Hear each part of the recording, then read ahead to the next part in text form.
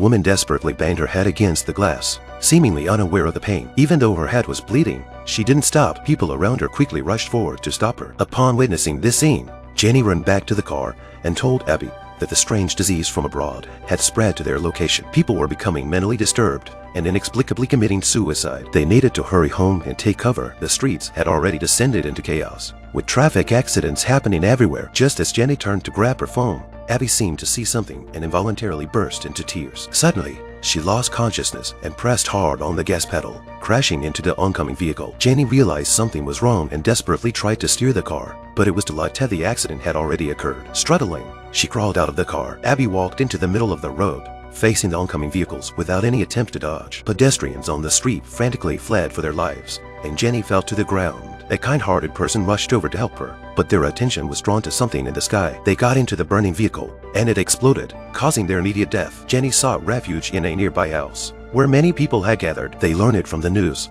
that the entire country was in a state of emergency. Terrifying monsters appeared outside, and anyone who saw them would go mad and commit suicide. They quickly closed the windows to keep them out. At that moment, someone knocked on the door. A pregnant woman seeking help. They closed their eyes, opened the door, and let her in. There was little food left in the house, so they decided to go out and find more. A man suggested using surveillance cameras to observe the situation outside, believing that they would be safe as long as they watched the monsters through the screen. Some were apprehensive due to the danger, but it was their only option. The man decided to give it a try. To ensure safety, they tied him to a chair to prevent him from harming himself. They then waited in the living room for updates. The man turned on the surveillance video, and a gust of wind swept through the screen. A dark figure slowly emerged. His eyes became lifeless, and the sound of impact echoed. Everyone hurriedly rushed upstairs. The man collapsed on the ground, his head hitting the table, and he died instantly. Blindfolding themselves and smashing the screen, they cautiously opened their eyes to assess the situation. Days passed, and the food had run out. If they didn't want to starve to death, their only choice was to venture outside in search of sustenance. The group of people went mad. They covered the car windows with black paint and pasted newspapers on the inside. Using the navigation system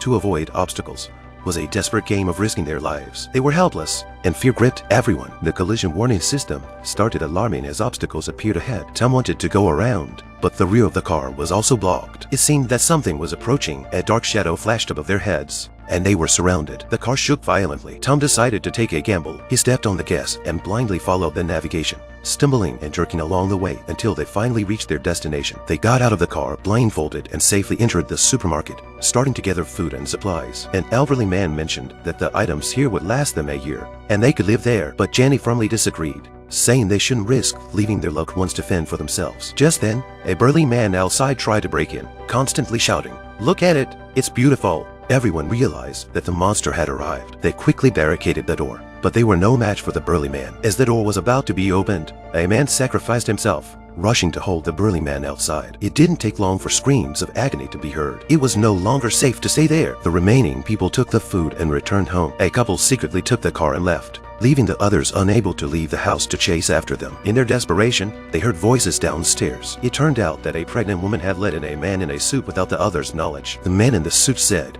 there was a group of believers of the monsters outside who could freely walk without wearing blindfolds. They barged into their own home, forcing their family members to open their eyes and look at the monsters. Everyone perished, except for him who managed to escape. The elderly man didn't trust anyone and held a gun, demanding that he leave. However, the rest of the group felt sorry for the man in the suit and decided to take him in. The next day, Jenny and the pregnant woman began giving birth at the same time. The man in the suit opened the window, letting sunlight in. It turned out that he, too, was a believer in the monsters. Jenny quickly covered her eyes. The pregnant woman looked outside, her eyes consumed by darkness. Suddenly, she broke through the window and leaped from the second floor, dying instantly. The man in the suit forcefully pried open the eyes of the elderly woman, making her look at the monster. The elderly woman lost her sanity and committed suicide. Jenny covered the newborns with a blanket. Just as the man in the suit was about to reach out to them, Tom appeared and shot him dead. Everyone else in the house perished, leaving only Jenny, Tom, and the newborns as the survivors. 5 years passed in the blink of an eye, and the children had grown up. Jenny blindfolded them,